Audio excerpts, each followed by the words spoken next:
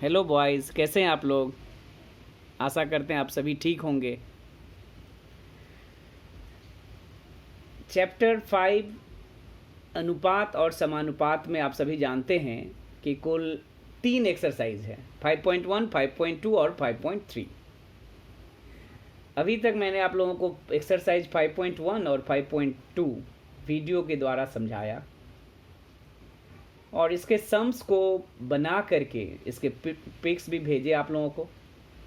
आप लोग भी सवाल को बना करके मुझसे चेक भी करवाए। बहुत अधिक बच्चे ने बना करके मुझे दिखाया। कुछ बच्चे जिसको जहाँ नहीं समझ में आया पूछा भी, हमने बताया जहाँ तक हो पाया सभी को समझाया। कुछ बच्चे अभी भी बाकी रह गए हैं, तो कृपया आप लोग जल्दी करके मुझे एक्सरसाइज 5.1 और 5.2 दिखाएं। एक्सरसाइज 5.1 और 5.2 जो पढ़ाया जा चुका है वह जनरली माध्यमिक में उससे शॉर्ट क्वेश्चंस ही आते हैं 1 और 2 मार्क्स का। जो बड़े क्वेश्चंस 3 मार्क्स का आता है वह जनरली एक्सरसाइज 5.3 से ही आता है। इस एक्सरसाइज को के मैक्सिमम सवाल को हम लोग के मान करके बनाएंगे, इसीलिए इस एक्सरसाइज को या इस चैप्टर को के मेथड के रूप में भी जाना जाता है। लेकिन बहुत ऐसे सवाल भी होंगे जिसको के मान करके बनाना संभव नहीं होगा।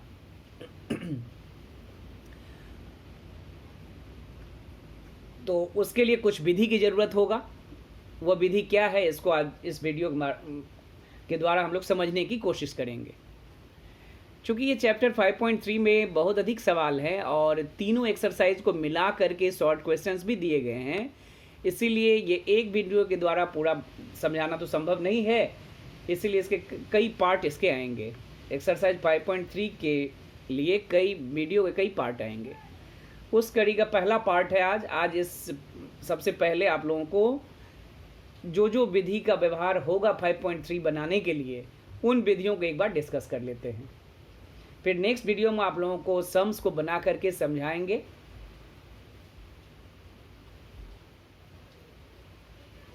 एक्सरसाइज 5.3 में बहुत सारे सवाल तो के मेथड से बन जाएगा, के मान करके। तो सवाल जब और कुछ विधि के द्वारा बनेगा जो के मान करके नहीं संभव होगा, वो विधि कुछ विधि का व्यवहार करके, कुछ मेथड है उसका व्यवहार करके बनाया जाएगा। तो के मान करके कैसे बनाते हैं सवालों को, ये आप लोगों को जब सवाल करवाएंगे, एक्सरसाइज करवाएंगे तो बताया जाएगा। आज विधि के बारे में चर्चा करते हैं और सवाल बनाते वक्त ये भी बताया जाएगा कि किस सवाल को देख करके पता चलेगा कि के मानना है और किसको देख करके यह पता चलेगा कि ये के मान करके नहीं बनेगा, कुछ अन्य विधि से बनाना होगा। ये एक्सरसाइज समझाते समय, सवाल को बनाते समय बताएंगे। अभी शुरू करते हैं के मानने के अलावा किन किन विधियों का व्यवहार इस एक्सरसाइज को बनाते समय हम लोग करेंगे। तो पहली विधि है एकांतर विधि। जो पहला विधि हम लोग यूज करेंगे वह है एकांतर विधि।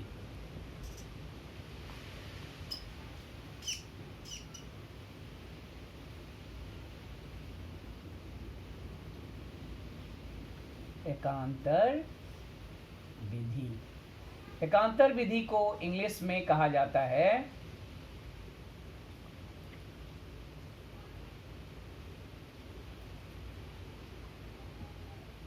अल्टरनेंडो।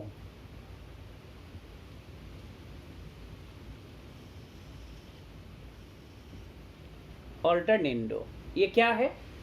चूंकि ये एक्सरसाइज समानुपात पर आधारित है, इसीलिए सारी विधि समानुपात पर ही अप्लाई किए जाएंगे। समानुपात अब जानते हैं, जनरल समानुपात को लिख सकते हैं A अनुपात B समानुपात C अनुपात D। और आप जानते हो इस A अनुपात B समानुपात C अनुपात D को आप इस तरह भी लिख सकते हैं A/B = C/D। हम लोग जनरली भिन्न के रूप में ही लेंगे। अगर कोई सवाल समानुपात के रूप में दिया होता है तो सबसे पहला काम है आपको उसको भिन्न के रूप में, बराबर के रूप में लिख देना। तो मान लेते हैं ये समानुपात है A/B = C/D। इस पर एकांतर विधि कैसे अप्लाई करेंगे? इस पर एकांतर विधि, एकांतर शब्द से ही पता चलता है हम लोगों को कि कॉर्नर, एकांतर मीन्स कॉर्नर, यानी B और C एक दूसरे के एकांतर हैं। और ए और डी एक दूसरे के एकांतर हैं। तो किसी एक कॉर्नर को में जो दो लेटर है या संख्या है, जैसे बी और सी, इसके पोजीशन को चेंज कर देने से जो लिखा जाएगा, जो चीज़ आएगा, वह एकांतर विधि कहलाएगा। एकांतर विधि के द्वारा ही वो लिखा जा सकता है। जैसे कहने का अर्थ है, कोई ए और डी को भी रिप्लेस कर सकता है, ए को डी से, डी को ए से, और बी सी को भी आपस में इंटरचेंज किया जा सकता है पोजीशन को। तो हम बी और सी को ही चेंज करते हैं, तो बी के स्थान पर सी लिखते हैं और सी के स्थान पर बी लिखते हैं। तो हो गया A by C equal to B by D. हम लोगों को समानुपात क्या दिया गया था? A by B equal to C by D. एकांतर विधि अप्लाई करके क्या लिखा गया? A by C equal to B by D, यानी बी और सी के पोजीशन को चेंज कर दिया गया। तो किसी एक कॉर्नर को ही आप चेंज करेंगे, दोनों को एक साथ नहीं करेंगे। इसको आप अंकगणित में उदाहरण लेकर भी समझाया जा सकता है। चलिए एक अंकगणित का उदाहरण लेते हैं। मान लेते हैं 2/3 इक्वल टू 4/6। ये तो बराबर है, क्योंकि इसको सिंपल करने 4/6 को सिंपल करने से सिंपलेस्ट रूप क्या होगा? 2/3 ही होगा, 2 से कैंसिल होकर के। इस पर अगर एकांतर विधि अप्लाई किया जाए तो क्या बताया गया है?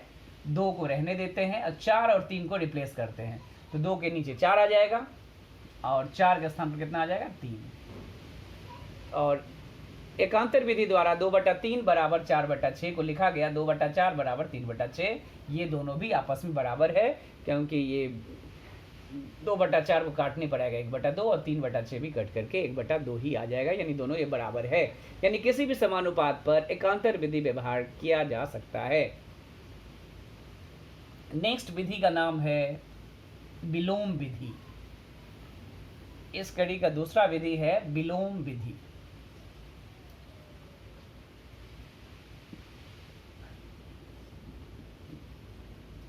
विलोम विधि, इसको इंग्लिश में कहा जाता है इनवर्टेंडो।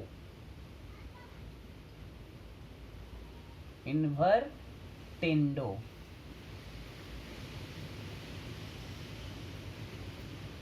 इन्वर्टेंडो सेम उसी तरह। ये विलोम शब्द आप लोग पहले सुन करके आए हो। कहाँ सुने थे विलोम शब्द? विलोम शब्द आप लोगों को क्लास 7 में पहली बार आप सुने थे। विलोम संपर्क, सरल संपर्क, वहाँ पर। और किसी अनुपात का विलोम अनुपात भी लिखा जाता है। ये 5.1 एक्सरसाइज में क्लास 10 में भी बताया गया है। तो विलोम अनुपात क्या होता है? मान लीजिए एक अनुपात हम देते हैं ए अनुपात बी। ए अनुपात बी का विलोम अनुपात क्या होगा? ए अनुपात बी का विलोम अनुपात होगा बी अनुपात ए। 4:3 का विलोम अनुपात होगा 3:4। तो किसी भी अनुपात को, तो विलोम विधि क्या होगा? इसी से रिलेटेड होगा। तो सबसे पहले हम समानुपात लिखते हैं A by B equal to C by D. विलोम विधि अप्लाई करने से जैसा कहा गया है कि बराबर से पहले जो अनुपात है और बराबर के बाद जो अनुपात है, इन दोनों का आप विलोम अनुपात लिख देंगे। तो ए अनुपात बी को लिखना होगा बी अनुपात ए, यानी ए बटा बी को क्या लिखना होगा? बी बटा ए। और सी बाई डी को क्या लिखना होगा? डी बाई सी। तो बराबर से पहले जो भिन्न है और बाद में जो भिन्न है, या अनुपात कहिए भिन्न कहिए, अनुपात को ही भिन्न के रूप में लिखा गया है। इसको उल्टा करना है। अंश को हर में, अंश ए था और हर बी था, तो अंश और हर एक दूसरे से इंटरचेंज हो जाएंगे, यानी अंश हर बन जाएगा, हर अंश बन जाएगा। यानी ए बाई बी को लिखेंगे B by A, C by D को लिखेंगे डी बाई सी। जनरली इसका उदाहरण बहुत ही सिंपल है, कुछ भी लिया जा सकता है। 4/3 इक्वल टू 8/6, इसको आसानी से लिखा जा सकता है 3/4 बराबर 6/8। कोई परेशानी नहीं है इसमें। कोई भी अंक, कोई भी दो भिन्न अगर बराबर हो, दो अनुपात बराबर हो, उसके विलोम अनुपात भी आपस में बराबर होंगे, इजीली देखा जा सकता है। नेक्स्ट थर्ड विधि है योग विधि। तीसरी विधि का नाम है योग विधि। योग विधि, इसको कहा जाता है कॉम्पोनेंडो।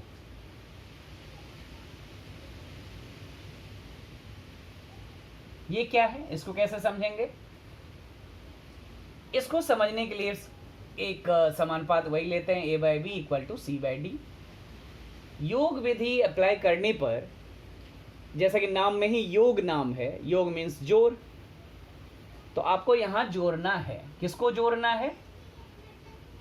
अंश, अंश में लिखना है जोड़ करके, अंश और हर को, दोनों भिन्नों के अंश और हर को जोड़ना है और उसको अंश में लिखना है। यानी a बाई बी है, इसको योग भाग विधि अप्लाई करने पर क्या हो जाएगा, a और b को जोड़ करके अंश और हर में जो रहेंगे संख्या उसको जोड़ करके अंश में लिखेंगे और हर में जो है वही रहेगा।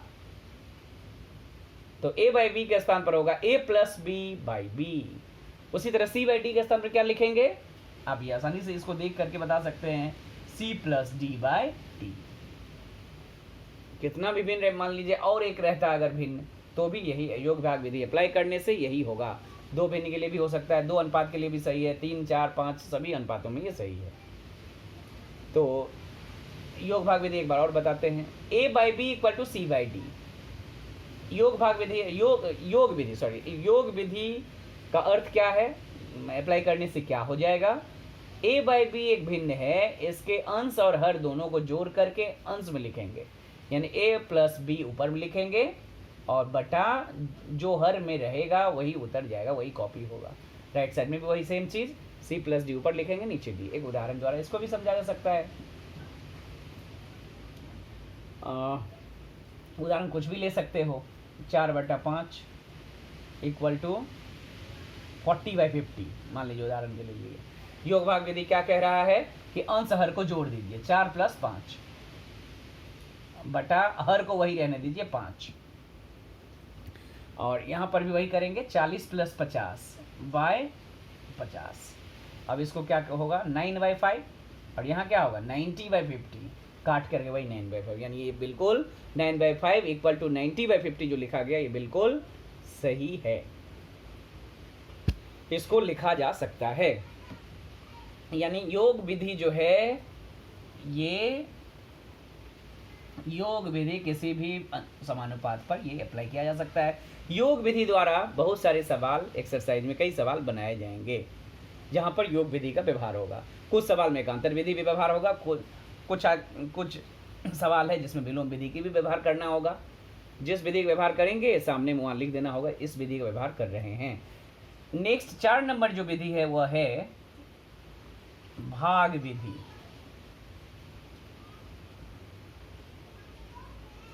भाग विधि इसको इंग्लिश में कहा जाता है डिविडेंडो।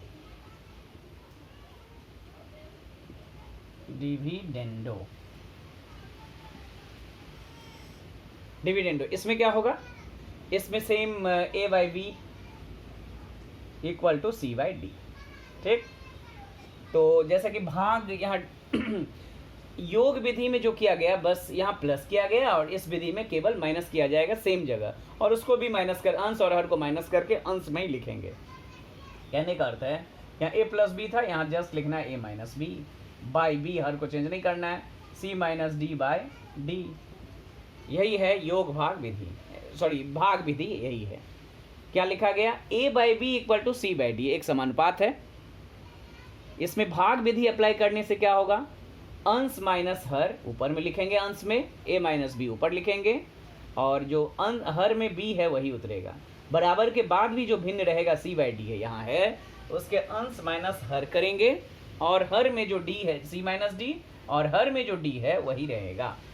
इसको भी एक उदाहरण द्वारा जांचा जा सकता है, चेक किया जा सकता है कि ये विधि सही है या नहीं। चलिए 7 बाई मान लीजिए 4 इक्वल टू 14/8, ये दोनों बराबर है, ये समानुपात है, बराबर मीन समानुपात है। इसको अगर इस पर अगर भाग विधि अप्लाई किया जाए, भाग विधि क्या कह रहा है, अंश माइनस हर, अंश है 7 माइनस हर बटा हर। राइट साइड में भी वही करना हो तो 7 माइनस 4/4, हर चेंज नहीं होगा। उसी तरह यहाँ क्या हो जाएगा 14 माइनस 8/8, यहाँ क्या होगा 7 माइनस 3/4 और यहाँ घटाने से आएगा 6/8। 3/4 और 6/8 ये दोनों इक्वल है। 6/8 को कैंसिल करने से सिंपलेस्ट फॉर्म में ये 3/4 ही होगा। तो भाग विधि, तो आप लोग योग विधि को देखिए फिर से एक बार, चारों विधि मिटाने से पहले चारों विधि को एक बार और समझा दे रहे हैं। A by B equal to C by D ये समानुपात हो। एकांतर विधि क्या कह रहा है? एकांतर विधि कह रहा है किसी एक कॉर्नर को आप चेंज कर देंगे, सी जहाँ था वहाँ बी लिख देंगे और बी जहाँ था वहाँ सी लिख देंगे। कोई चाहे तो उल्टा भी कर सकता है, इस कॉर्नर को भी चेंज कर सकता है, लेकिन दोनों कॉर्नर को एक साथ नहीं चेंज करिएगा, कोई एक करिएगा। जहाँ जिस सवाल में ज़रूरत होगा वो हम व्यवहार करेंगे। अच्छा, विलोम विधि क्या कह रहा है? A by B equal to C by D. अंश को हर, हर को अंश दोनों तरफ बना देना है, यानी ए बाई बी था तो B by A equal to C by D को डी बाई सी कर देंगे, दोनों तरफ चेंज करना पड़ेगा, अंश हर को बदल देना होगा। योग विधि नेक्स्ट था, 3 नंबर विधि था योग विधि। A by B equal to C by D, योग विधि में क्या बताया गया था? बाएं बराबर के बाएं अंश प्लस हर लिखेंगे ऊपर में, और हर अनचेंज होगा दोनों तरफ, हर को चेंज नहीं करना है, दोनों तरफ ही हर वही रहेगा जो है, और ऊपर में केवल अंश को चेंज करना है, अंश प्लस हर, अंश प्लस हर कर देंगे, यानी A by B equal to C by D को लिखेंगे A plus B by B equal to C plus D by D. Next विधि 4 नंबर हम लोग विधि था भाग विधि। इसमें क्या करना पड़ता था? A by B equal to C by D एक समानुपात है, इसमें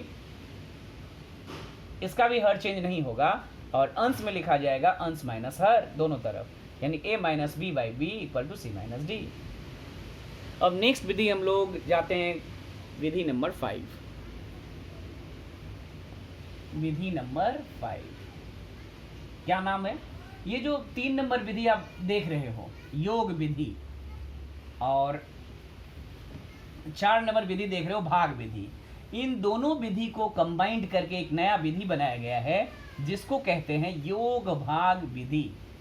3 नंबर योग विधि को और 4 नंबर भाग विधि को एक साथ कंबाइंड करके एक विधि बनाया गया 5 नंबर, जिसका नाम है योग भाग विधि, यानी इसको कहते हैं कॉम्पोनेंडो, नाम भी कंबाइंड होगा, एंड डिविडेंडो।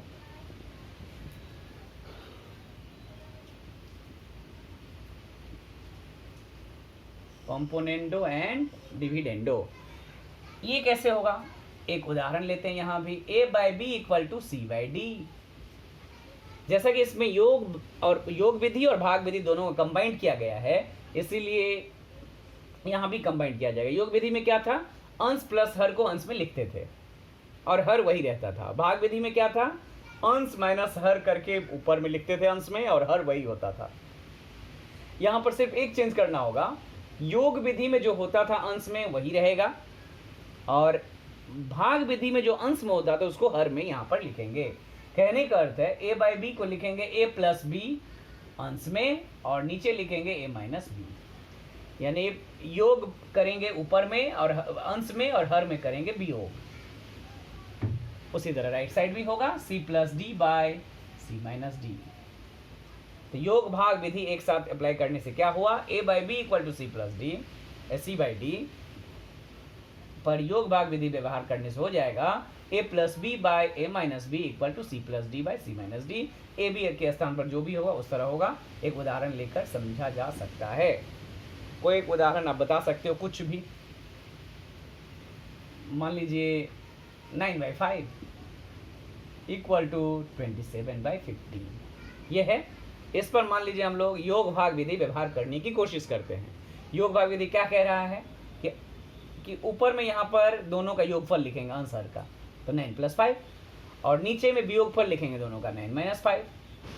राइट साइड में भी सेम होगा 27 + 15 बाय 27 - 15, और क्या होगा 9 + 5 कितना होगा 14 बाय 9 - 5 4।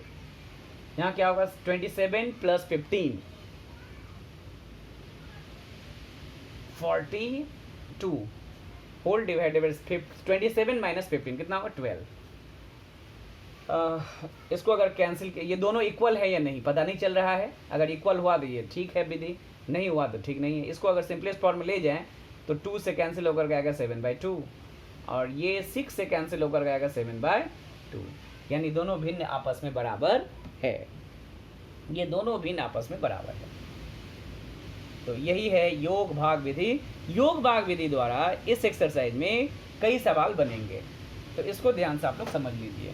कुछ नहीं, जो समानुपात दिया गया होगा इस पर योग भाग विधि लिखेंगे, योग भाग विधि से लिख करके अंश हर को जोड़ कर ऊपर लिखेंगे, अंश और हर को घटा करके नीचे लिखेंगे। ऐसा काम दोनों तरफ करेंगे, यही है योग भाग विधि। ऐसा करने पर सवाल आसानी से सॉल्व हो जाएंगे।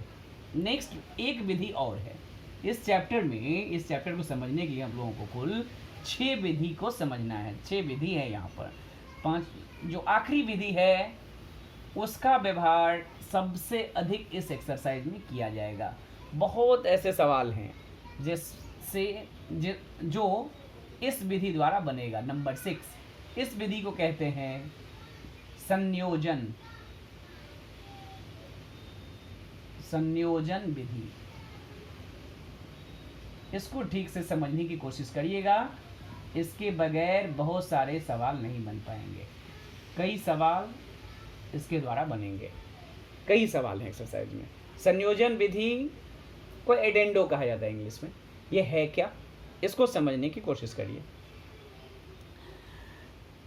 संयोजन विधि जैसे फिर एक समानुपात लेते हैं, जैसे लेते आए हैं a/b = c/d। अभी तक हम क्या बताए थे, 1 से लेकर के 5 नंबर जो विधि है उसमें क्या बताए थे कि जो विधि है वो अप्लाई करने से यहाँ क्या हो जाएगा। लेकिन संयोजन विधि में ऐसा नहीं करना है।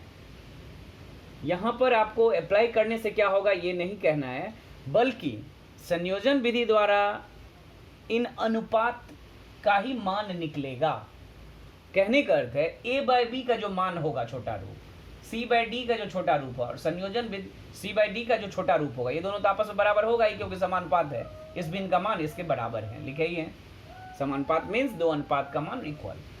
इसके बाद संयोजन विधि करके जो लिखा जाएगा उसका भी मान इन दोनों के बराबर ही आएगा। तो बाकी 1 से लेकर 5 तक में और संयोजन में विधि में क्या अंतर है। संयोजन विधि 1 से 5 तक में था कि अप्लाई करने से क्या लिख पाएंगे नेक्स्ट लाइन, ये पता चलता था। यहाँ पर ऐसी बात नहीं है, बल्कि हर अनुपात का मान कितना होगा ये संयोजन विधि बतलाएगा। एक ही लाइन में इसको इसी तरह लिखना है, 2 रहे 3 रहे 4 रहे, बता रहे हैं आगे। तो ये संयोजन विधि कैसे किया जाएगा, सिंपल, जितने भिन्न यहाँ रहेंगे उन सभी के अंशों को जोड़ देंगे और अंश में लिखेंगे, और जितने हर रहेंगे उन हरों को जोड़ देंगे और हर में लिखेंगे। यहाँ पर कितने अंश हैं, a है अंश में, a/b भिन्न का अंश है a और c/d भिन्न का अंश है c। तो a और c को जोड़ेंगे और अंश में लिख देंगे। और a/b का हर कौन है b और c/d भिन्न का हर कौन है d। तो इन दोनों को भी जोड़ेंगे। अंश और हर को जोड़ना है, माइनस यहाँ पर कहीं नहीं है। संयोजन, नाम से ही पता चल रहा है, संयोजन माने जोड़ना, योग करना। तो यहाँ से एक फॉर्मूला निकाला जा सकता है कि संयोजन विधि में ऐसा होता है, ऊपर में लिखते हैं अंशों का योगफल और नीचे में लिखते हैं हरों का योगफल। ये आप लोगों को अभी हम 2 अनुपात के लिए, समानुपात के लिए बताए हैं, जिसमें 2 ही अनुपात इक्वल है। ये 2 3 4 5 10 20 1000 लाख जितने भी होंगे सभी पर संयोजन विधि अप्लाई हो सकता है। कैसे, इस उदाहरण लेते हुए बहुत अधिक दिखाने के लिए हम लोग क्या करते हैं, कई सारा भिन्न लेते हैं जो इक्वल है यानी समानुपात है। a1/b1 बहुत सारा दर्शाने के लिए 1 2 3 4 लेते हैं। a2/b2 इक्वल टू ... an/10 20 30 50 कुछ भी हो सकता था, n ले लिए, n मीन्स एनीथिंग, 10 20 30 50 100 कुछ भी लिखा जा सकता है। an/bn यानी n संख्यक यहाँ पर अनुपात समानुपात है। इस पर अगर संयोजन विधि अप्लाई कर दिया जाए तो क्या लिखा जा सकता है, यही फॉर्मूला यूज करेंगे हम लोग। ये हमेशा याद रखेंगे कि जितने अंश हैं सभी को जोड़, अंशों का योगफल बटा हरों का योगफल। संयोजन विधि का फॉर्मूला क्या है, अंशों का योगफल बटा हरों का योगफल, और ये एक ही लाइन में लिखा जाएगा। अगर जगह ना हो तो नीचे लिखा जा सकता है, लेकिन बराबर ही लिखा जाएगा, ये नहीं इम्प्लाइज नहीं होगा। ये इसी के, ये इसके बराबर, ये इसके बराबर, ये तीनों आपस में बराबर है। इसका मान जो होगा उसका मान ये होगा, इसका मान सबका मान अभी जो लिखेंगे उसका मान भी इसी के बराबर होगा। ऐसा एक अंकगणित उदाहरण लेकर हम लोग सीखेंगे। इस विधि को ध्यान से समझने की जरूरत है। तो क्या लिख पाएंगे अंशों के योगफल में? यहाँ क्या लिखेंगे? a1 plus a2 plus dot dot dot dot a3 a4 सभी है, an लास्ट। और उसी तरह हरों का भी योगफल करना है, b1 plus b2 plus dot dot bn। तो ये संयोजन विधि द्वारा ऐसा लिखा गया है। किसी भी सवाल में संयोजन विधि उस तरह के सवाल में करेंगे जिसमें पूछा जाएगा कि कुछ दिया गया होगा समानुपात और कहा जाएगा प्रत्येक अनुपात का मान इतना होगा, प्रमाण करिए या निर्णय कीजिए। उस तरह के सवालों को संयोजन विधि द्वारा बनाया जाएगा। जब एक्सरसाइज कराएंगे तो हम टेक्निक बताएंगे कैसा सवाल देखने से किस विधि का व्यवहार करेंगे। कुछ तरीका है जिस सवाल को देख करके पता चल जाता है कि ये विधि हम लोगों को अप्लाई करना है, तो उस समय डिस्कस करेंगे। तो संयोजन विधि आप लोग समझे या नहीं, समझाने के लिए चलिए और एक उदाहरण लेते हैं, अंकों में लेते हैं। अंक में देखते हैं ये सही है या नहीं। मान लीजिए अंक में ले लिए 2/5 बराबर 8/20। इसका देखते हैं संयोजन करके इक्वल है या नहीं। संयोजन क्या बताया था? अंशों को जोड़ना है, यानी 2 + 8 बराबर 5 + 20, यानी कितना हो गया? 10/25। तो देखिए 2/5 काट करके कितना आएगा? 2/5 कटा हुआ है। 8/20 को काटेंगे तो 2/5, और 10/25 को भी काट करके छोटा करेंगे तो ये भी 2/5 ही आएगा, 5 से कैंसिल होकर के। यानी ये किसी भी समानुपात पर लागू है, 2, 3, 4, 5 से किसी के लिए भी। संयोजन विधि में और थोड़ा समझने की जरूरत है, यहीं स्टॉप नहीं करते हैं, थोड़ा और समझाते हैं। देखिए अगर ये रहे तो क्या होगा बताइए? a/b = c/d = e/f। ऐसा अगर रहे तो प्रत्येक अनुपात का मान क्या होगा? आसानी से आप बोल दोगे सर अंशों का योगफल कर दीजिए। तो क्या होगा अंशों का योगफल? a + c + e by b + d + f। आसानी से बोला जा सकता है। लेकिन यही हम अगर ये 9 दे करके और आपको कहते कि क्या ये हो सकता है,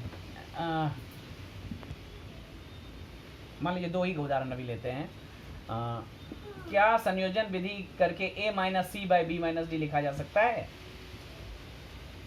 हमने तो बताया है कि जो भी अनुपात रहेगा उनके अंशों को जोड़िएगा और हरों को जोड़िएगा, जोड़ने पर जो होगा वही होगा। संयोजन नाम भी है, अंशों का योगफल बटा हरों का योगफल। अब देखिए इसको हम क्या क्या कर सकते हैं। इसको आसानी से लिखा जा सकता है a/b = -c by -d लिख सकते हैं। काटने पर तो यही आ जाएगा c/d। -c by ऊपर नीचे माइनस किया जा सकता है, कोई दिक्कत नहीं है। ये दोनों माइनस कैंसिल होकर के c/d तो आ जाएगा। अब इस स्थिति में अगर इसको संयोजन विधि अप्लाई किया जाए, लिखा जाए तो क्या हो जाएगा? अंश है a प्लस अंश है -c, इन दोनों को जोड़ेंगे b + -d। इसको करके क्या आ जाएगा? a, ये प्लस माइनस मिलकर क्या हो जाएगा? Minus b - d। देखिए तो संयोजन विधि द्वारा दो राशि के बीच में माइनस हो तो माइनस भी लिया जा सकता है, लेकिन किस तरह? इस तरह लेना होगा। लेकिन फॉर्मूला आपको जो बताया गया वही फॉर्मूला है, अंशों का योगफल बटा हरों का योगफल, उसमें कोई चेंज नहीं होगा। लेकिन देखिए माइनस भी आ गया है। क्या इस तरह हो सकता है? a/b = c/d। ऐसा हो सकता है क्या? a + 4c by b + 4d। इस तरह क्या प्रमाण, ये क्या हो सकता है? ये होगा। कैसे होगा? बस इसको हम प्रमाण करने की कोशिश करते, संयोजन विधि द्वारा ये भी प्रमाण हो जाएगा। कैसे? देखिए हम गौर करेंगे कि 4 कहाँ लगा हुआ है, किसमें? इंटू है, c के साथ। तो हम यहाँ भी c के साथ 4 इंटू कर देते हैं, 4c कर देते हैं। चूंकि आप ऊपर में 4 गुना किए हो तो नीचे भी 4 गुना करना होगा, 4d कर देंगे, 4 कैंसिल होकर मान तो यही आएगा। अब इस स्थिति में अगर संयोजन प्रक्रिया अप्लाई कर दिया जाए तो क्या होगा? a + 4c by b + 4d। देखिए यही आ जाएगा, अंशों को जोड़ा गया और हरों को जोड़ा गया। यानी गौर करके देखिए, संयोजन विधि में केवल यही लेकर के सबको प्लस कर देंगे तो ही जरूरत नहीं है। हम देखेंगे सवाल में क्या किसी से गुना करके फिर जोड़ने की जरूरत है, तो अगर ऐसा जरूरत है तो करना पड़ेगा। ये प्रूफ देख करके पता चल जाएगा। यहाँ एक चीज़ और गौर करने वाली बात है कि ये जो दोनों है ऊपर नीचे गौर करेंगे सी और डी को, देखेंगे दोनों में एक ही संख्या से गुना है, तो ही ऐसा प्रूफ करना संभव है। अगर कहता कि a + 4c by b + 5d proof करिए, तो पॉसिबल नहीं था, ऐसा पॉसिबल नहीं है। अगर ये कहे a/b = c/d है और प्रमाण करके क्या संयोजन विधि द्वारा ऐसा होगा 2a/2b + 3c + 3d, ऐसा क्या इसके द्वारा प्रमाण होगा? बिल्कुल होगा। हम a/b में किससे गुना कर लेंगे? 2 से गुना कर लेंगे, और c/d में किससे गुना कर लेंगे? 3 से गुना कर लेंगे, 3c/3d। तो इसके मान पर और इसके मान पर कोई फर्क है? 2 कैंसिल होगा, 3 कैंसिल होगा। अब अगर इस पर संयोजन अप्लाई कर दिया जाए, क्या यही नहीं आएगा 2a + 3c/2b + 3d? लेकिन इसमें भी एक गौर करने वाली बात है कि a/b यहाँ भिन्न है, तो a और b दोनों में सेम संख्या से इंटू होगा और c और d में सेम संख्या से होगा। ये संख्या अगर अलग है, a और b का संख्या अलग प्रूफ में दे, तो संयोजन से कर पाना संभव नहीं होगा, और c और d का भी संख्या सेम होना पड़ेगा, तो संयोजन विधि द्वारा प्रूफ किया जा सकता है। कुछ इस तरह भी हो सकते हैं। जो सामने एक्सरसाइज में आएगा वो थोड़ा सा डिस्कस कर लेते हैं यहाँ पर, तो आप लोगों को एक्सरसाइज समझने में सुविधा होगा। अगर ये रहे a/b = c/d = e/f, इस तरह के कई सवाल हैं, और आपको प्रमाण करने के लिए दिया जाए कि प्रूफ करिए 2a - 3c - 4e by 2b - 4d - 4f, ऐसा संयोजन विधि द्वारा प्रमाण करके दिखाइए। क्या संभव है? अगर आप लोग समझ गए हो तो समझ पा रहे हैं, नहीं समझने से उसके लिए फिर एक बात कर रहे हैं। अब प्रूफ को गौर करके देखेंगे। ए ऊपर में ही देखने से पता चल जाएगा, ACE ये तो ऊपर जाएगा, ये पहले से पता है। इसमें किससे कितना से गुना है वही करेंगे। देखिए a में 2 से इंटू है तो यहाँ 2a कर देंगे, जाहिर सी बात है a में 2 से करेंगे तो ऑटोमेटिक b में भी 2 से इंटू करना पड़ेगा। उसी तरह c में गुना करना है -3 से, नॉट 3, -b सामने है तो 4 में भी कितना से करना होगा? सॉरी, यहाँ 4 होने से प्रूफ नहीं होगा, बल्कि यहाँ 3d ही होगा। 4 होने से प्रमाण करना संभव, c में जो होगा वही d होगा, तो इसमें भी -3d से इंटू करना होगा। e के सामने -4 है तो -4e को -4f से गुना करना होगा। आप लोग समझ रहे हो ये कैसे लिख रहे हैं? कोई भी भिन्न है, 5/5 है, अगर कोई लिखे इसको 2 गुना 5 और 2 गुना 5, क्या वैल्यू अलग आएगा या एक ही आएगा? वैल्यू तो एक ही आएगा, 2 आपस में कट जाएगा, वही कर रहे हैं। 2 से 2 कट गया, -3 से -3 कैंसिल हो गया, -4 से -4 कैंसिल हो गया, तो इसके मान पर कोई असर नहीं होगा। इस स्थिति में इस पर अगर संयोजन अप्लाई कर दिया जाए तो भी ऐसे लिखेंगे। संयोजन में क्या बताया गया था? अंशों का योगफल बटा हरों का योगफल। तो अंश कौन कौन है? 2a plus -3c plus -4e, और हर कौन कौन है? 2b प्लस होगा तीनों में, -3d प्लस -4e, और प्लस माइनस, अब इसको ब्रैकेट को तोड़ेंगे तो जहाँ जहाँ प्लस माइनस है वहाँ माइनस हो जाएगा। 2a - 3c -4e bye 2b - 3d -4e। इस तरह से और भी कई उदाहरण लेकर के इसको समझा जा सकता है। तो मेरे ख्याल से संयोजन विधि आप लोगों को कुछ समझ में आ रहा होगा। जब इसका व्यवहार हम लोग सवाल बनाते समय करेंगे तो ये और स्पष्ट हो जाएगी। तो आप लोगों को एक्सरसाइज 5.3 बनाने के लिए इन 6 विधियों को ध्यान में रखना है, और प्लस इन अनुपातों समानुपातों को आपको के मानना है। कैसे मानना है? कि जब सवाल करवाएंगे, सम्स करवाएंगे तो उसमें समझाया जाएगा। इस वीडियो में आपको यहीं तक स्टॉप करते हैं इस वीडियो को, और नेक्स्ट वीडियो में आप लोगों को इस एक्सरसाइज के सम्स को बनाते हुए उसको समझाएंगे, और फिर समझाने के बाद सम्स का पिक्चर भी आप लोगों को भेजेंगे जैसा भेजते आए हैं, और आप लोग बना करके मुझसे पूछेंगे। Thank you.